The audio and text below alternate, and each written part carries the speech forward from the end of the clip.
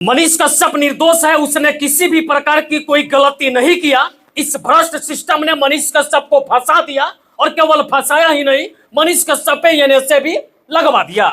ये बात मैं नहीं कर रहा, ये बात खुद मनीष कश्यप की माताश्री कह रही है। जब से मनीष कश्यप ने खुद को पुलिस के सामने सरेंडर किया, तमिलनाडु की पुलिस आई भी और मनीष कश्यप को साथ में उड़ा करके तमिलनाडु ले भी गई, और केवल ले ही नहीं गई बल्कि वहां ले जाने के बाद में एनएसए तक लगा दिया। तब से मनीष कश्यप की मां लगातार चिकार चिकार करके पुकार करके ये सवाल पूछते कि आखिरकार मेरे बेटे ने क्या गलती की है, लेकिन उनका चीख पुकार कोई भी सुनने वाला नहीं है और ना ही किसी ने उनके दर्द को बांटने का प्रयास तक किया।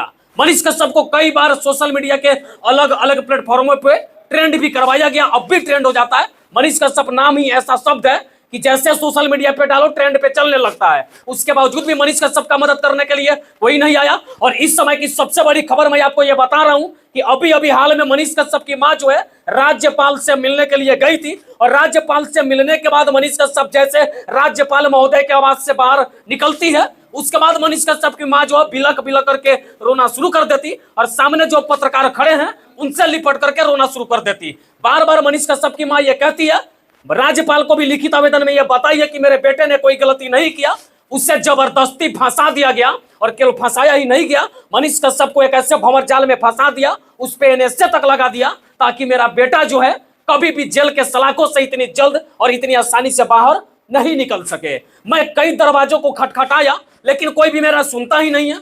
मैंने कई लोगों के दरवाजे तक गया लेकिन कोई भी मेरा बात समझता ही नहीं है, मेरे तकलीफ को बांटने का प्रयास तक नहीं करता। मनीष कश्यप के भाई जो थे तमिलनाडु के बीजेपी के प्रदेश अध्यक्ष अन्नामलाई से भी मिले, फिर उसके बाद झारखंड के बीजेपी के अध्यक्ष के पास मिलने के लिए गए, लेकिन कोई भी उनकी बातों को सुनता नहीं है। सुन तो लेता लेकिन इधर से सुनता और इधर से निकाल देता है। बीच बीच में यह भी देखा जाता है कि बहुत सारे बीजेपी के नेता जो है मनीष कश्यप के समर्थन में आते हैं, बयान देते हैं, लेकिन एक बयान देने के बाद कहां गायब हो जाते हैं इस बात की भी पता किसी को नहीं चलती। और आखिरकार हार गई मनीष कश्यप की मां, ये कहते कहते कि मेरा बेटा निर्दोष है, उसे जेल से रिहा किया जाए, उसे बचा लिया जाए, उस पे लगे एनएसए को हटवा दिया जाए, लेकिन कोई भी मनीष कश्यप की मदद करने को तैयार नहीं है। और आज मनीष कश्यप की मां राज्यपाल से मिली और राज्यपाल से मिलने के बाद सच पूछिए तो उनके रोते हुए तस्वीर को देख करके कलेजा फट गया। ऐसा लगा हो सकता है कि कल भी मेरे साथ अगर इस तरह की वाकया हो जाए तो कल मेरी मां भी इसी तरह दर दर की ठोकरें खाएगी, लेकिन कोई भी मुझे इंसाफ दिलवाने के लिए आगे निकल करके सामने